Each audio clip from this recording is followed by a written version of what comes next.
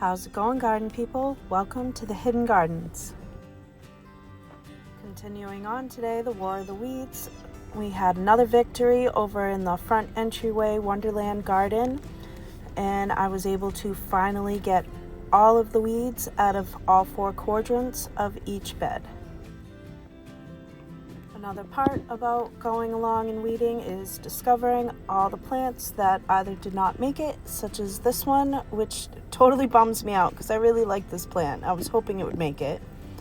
And there's a couple other ones too that I'll need to take out, pull up, and ultimately replace. So at the end of this video, I'm going to go through all the plants that I've been able to collect throughout the summer and just haven't had a chance to plant, and look at some of those as to which ones might make it up here in these gardens.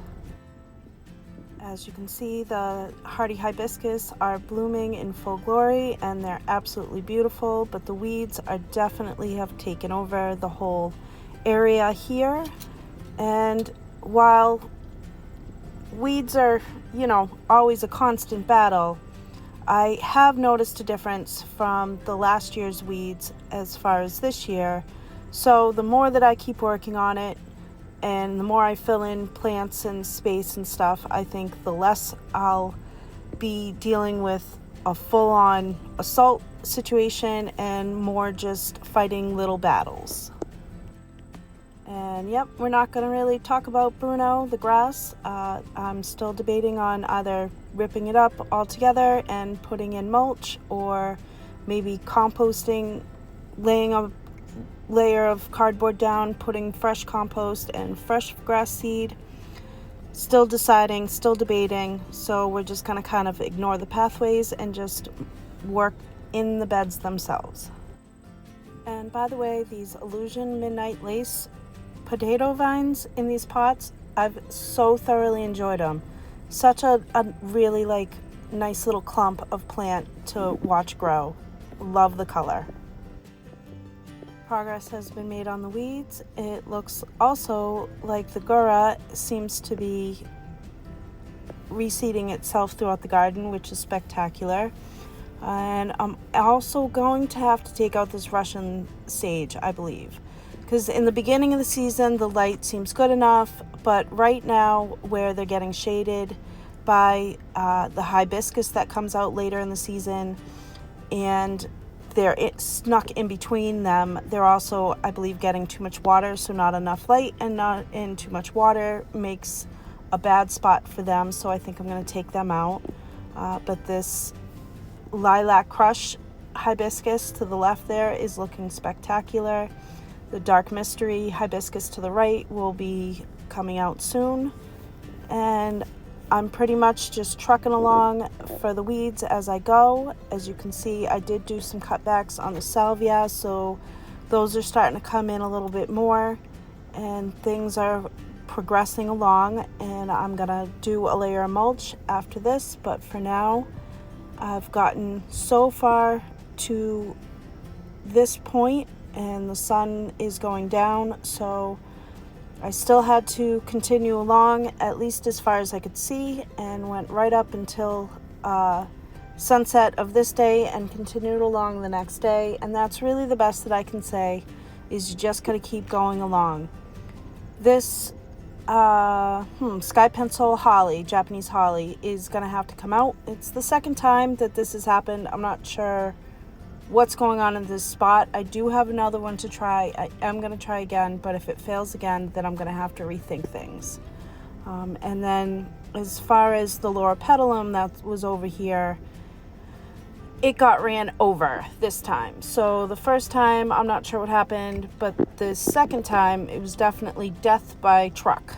And I'm also going to pull up this Castle Rogue or Rouge plant right here as well, and put it in a pot, and I'm going to replace with one that I have out back and move it back just a little bit so that, again, it won't as well get run over.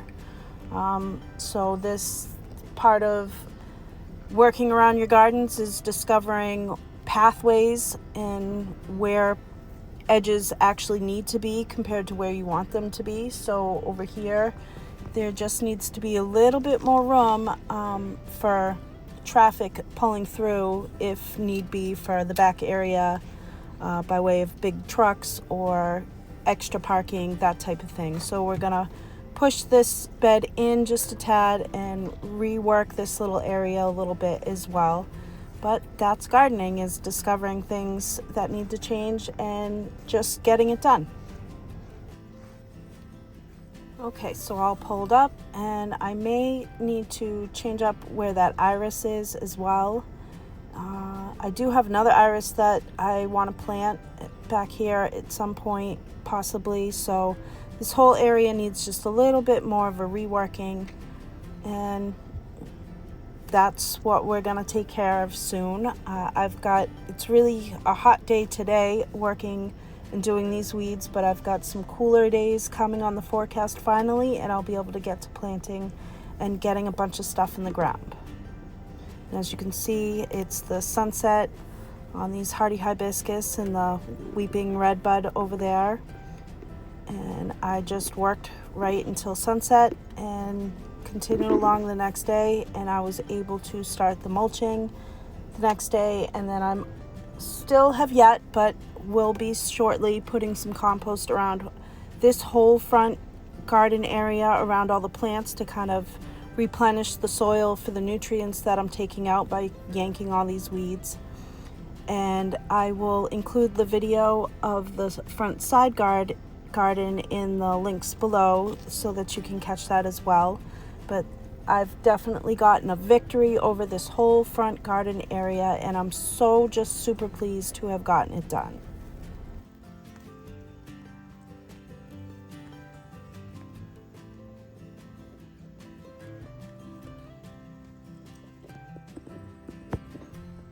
And on to the next day. I finally got everything taken care of. Again, we're gonna pop out this plant and plant something else here. Not sure what yet, but we'll get to it. This bicolor butterfly bush is blooming away and is fairly huge, and I'm loving this spot that it's in. I'm loving what it's doing. It is a little bit dry, I think, surprisingly, so yeah, we'll see how things go, but looking good as far as I'm concerned. There is another butterfly bush right here to the right here that I am going to take out, because that one is not thriving as well as the other one. So I think something else can go there that's a little bit better. As you can see, there's a little butterfly weed up in the front there that's grown, and that I believe was here previous to me planting up this garden. So I may try to transplant that so that it's at least in a better spot. We'll see. And these front pots did not do great this year as far as performance goes. So I'm going to rethink those front pots for next year. Maybe have more of a plan. Again, this Russian sage is going to come out. And pretty much just going to rework a bunch of things around here, take out some things and put in some things. I have some nice plumbago to go in the middle there, add to what's already there. And it was definitely interesting going along and trying to figure out which were actual plants and which ones were weeds if I didn't have things labeled. So that's one of the benefits of having labels. Even if you can't read the tags, at least you know that there is a plant there as you're weeding along and you don't accidentally weed it. But all along, I'm so super pleased to have gotten the weeds under control in this whole front garden.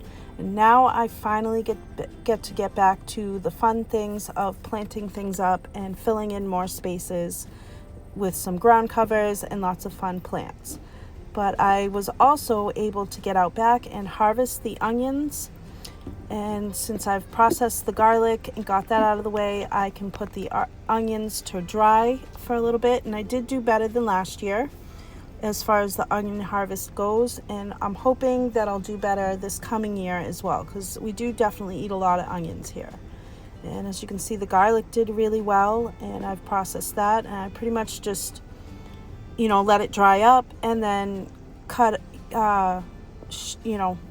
off what I can of the roots and the stalk and clean up the bulb part, and that's pretty much processed for the year. And I'll take a few cloves and plant those out again this November, probably late November, because that seems to work for me.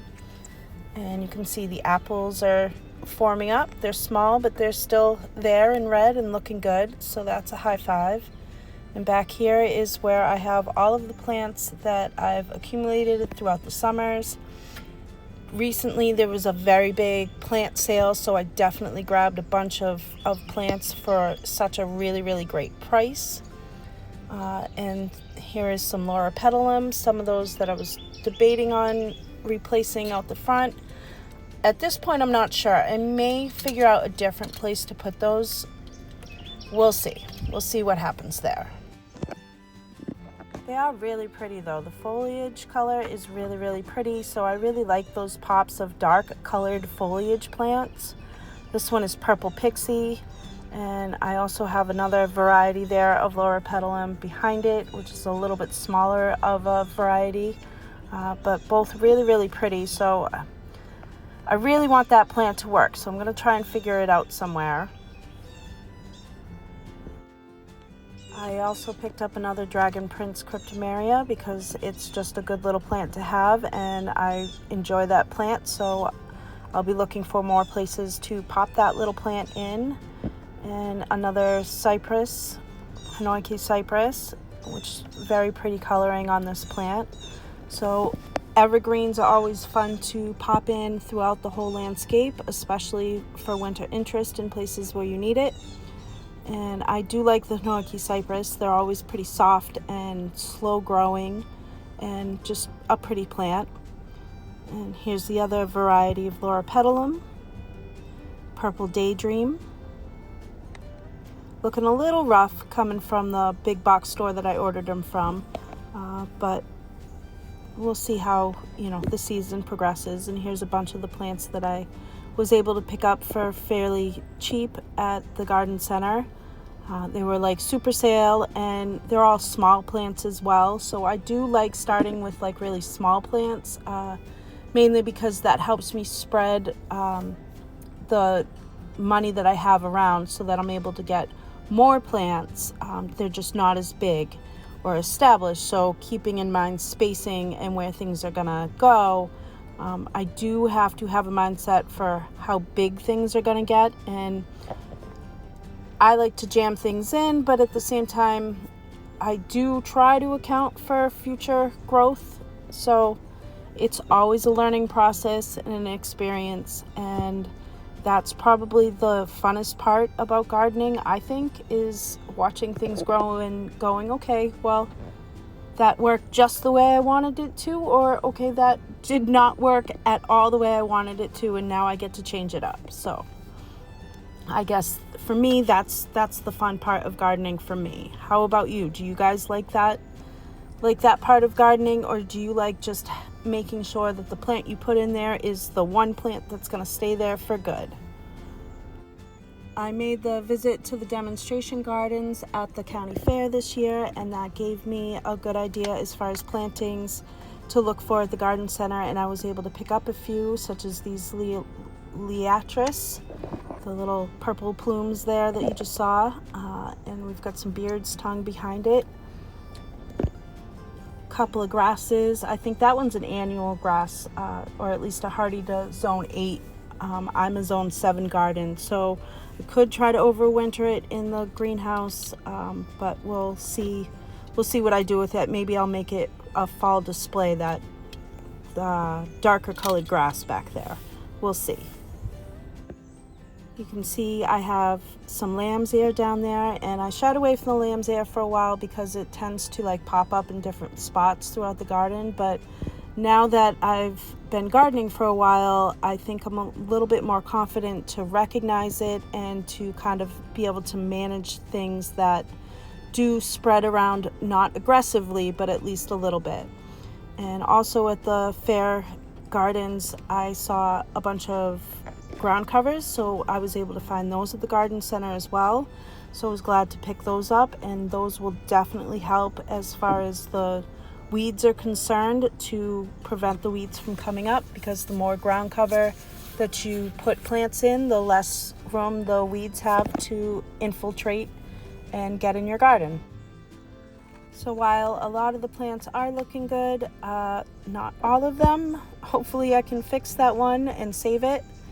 But for the most part, a lot of these plants really do need to get out of their little teeny cans, and I'm either going to pot them up in the landscape or pot them up in bigger containers and overwinter them in the greenhouse cold frame that I have. And that way it'll give me a little bit more time as far as plans and placements. But I do like to have a nice stock of plants to choose from in my own garden. And I also, I've heard before, it's like separate hobbies of collecting plants and planting plants are two separate hobbies. And I have to say I kind of agree, because I do like collecting plants and I do like planting plants, but I don't always have the two meet. At least I tend to have a little bit of a backup. So we'll see just how many plants I'm able to get into the ground within these next coming weeks. I'm hoping to get a lot, but my hopes and the actual realities and time constraints are usually two different things. All of these plants, this plumbago, I definitely have a spot for in the front. And I think I'm going to put as well the iris that's sitting here on this cart, and there's also a show-off forsythia I think I'm going to put in the front entryway wonderland garden as well. So I think I'm going to move those out front and definitely find a spot for those. So I'm going to load up this cart at some point soon with more plants that I do want to find a spot for in the front garden and try and get them planted out within the next coming week or so. I am glad I got a hold of more of the plumbago though, because it did do well overwintering in my garden up front. It does get this really pretty blue, like reddish, dark reddish foliage come the fall, and of course these really pretty blue blooms, and it's more of a true blue. So I like that plant, and I think I'm going to try and find more places for it in the garden as well. And again, you know, I don't have a spot for all of these plants, and a bunch of them I will pot up so that at least they're not, you know, being real sad in their cans, especially as the winter comes along. So I'm going to try and pot them up real soon, so at least they have a little bit of time to get in some roots and not just sitting in a big can and therefore rotting throughout the winter, but enough that I'm not having to water them constantly and daily over the winter, because that's not great for them either. But as you can see, no Cape Cod garden is complete without the hydrangeas, at least in my opinion.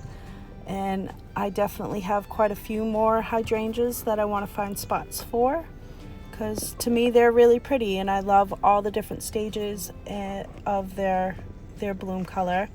I also picked up another 9-bark. The one that I have out front is a darker color foliage, so this one's more of on the redder side. So I'm looking forward to figuring out where to place that, because I do like that plant. It's just a nice stately type of plant. And I was also able to pick up these more bluish colored type evergreens. These are Hinoiki cypress as well.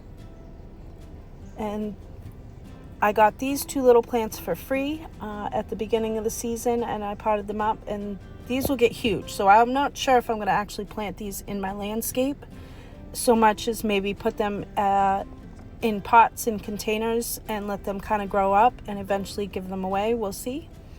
These, I do want to find some special spots for these two plants, because they're such an interesting looking plant.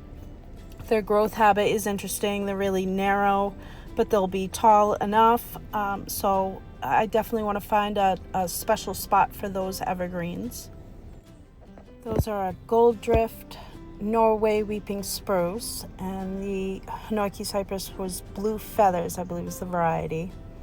And moving along over here, I've got some rosemary in the pots, as well as a bunch of the blue hollies and They're pollinators. Those definitely need to be potted up. I'll replace what I can in the landscape, what needs to be. Otherwise, I'm definitely going to have to cover what's in the landscape over the winter so that the bunnies, when they're getting really hungry, they don't munch on those.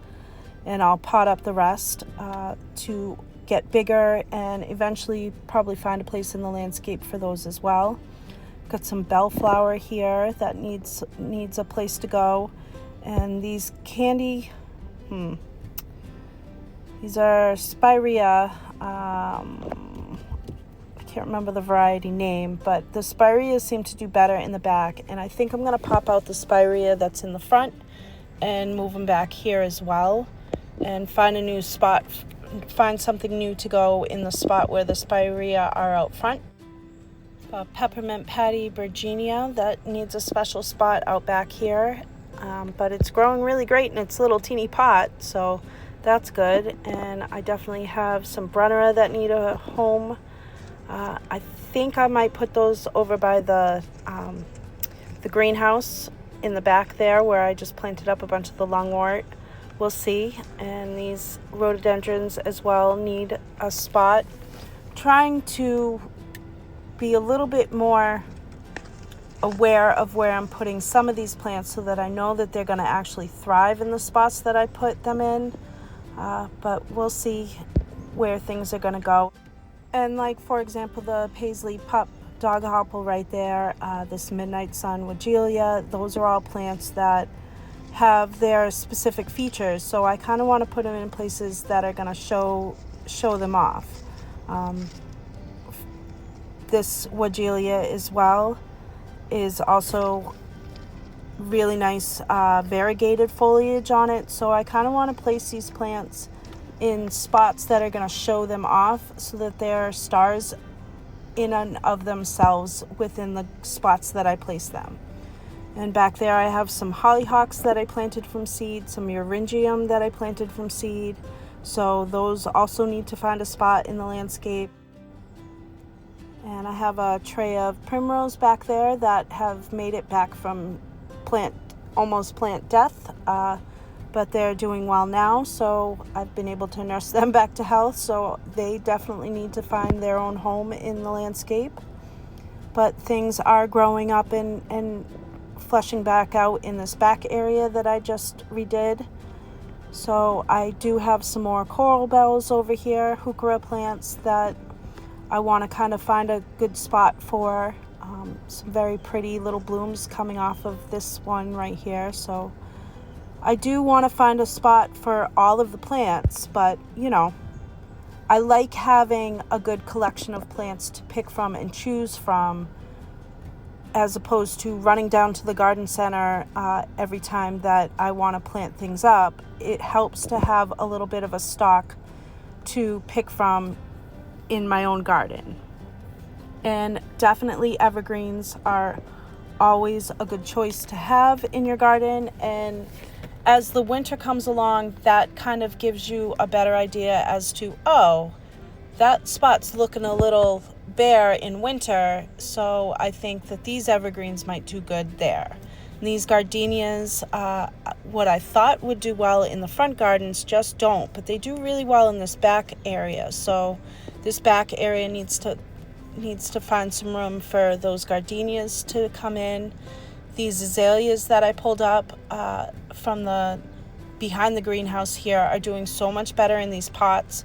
They put on such a bunch of different growths, so I'm glad about that.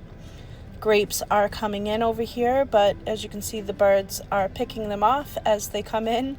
So lots of changes to come along and still lots of work. Gardens are ever evolving, ever changing, and never stopping. And that's probably one of the best parts that I like about gardening, is the ability to keep changing, keep adapting, keep growing, keep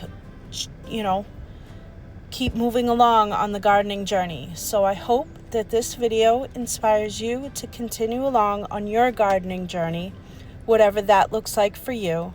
And thank you for coming along on mine.